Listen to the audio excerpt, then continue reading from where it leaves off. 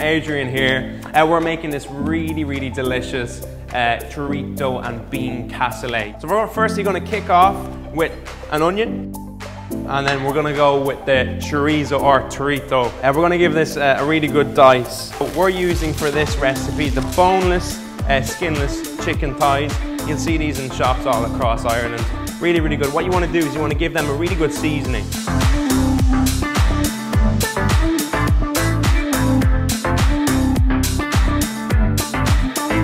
We're going to use just half a bunch of basil, and then we have half a chicken stock, chopped tomatoes, our cannellini beans,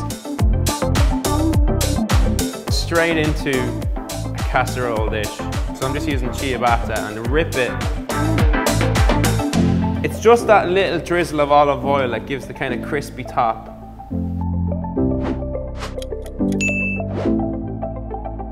So there we have it, a really delicious chicken, chorizo and bean cassoulet with a little help from Manor Farm.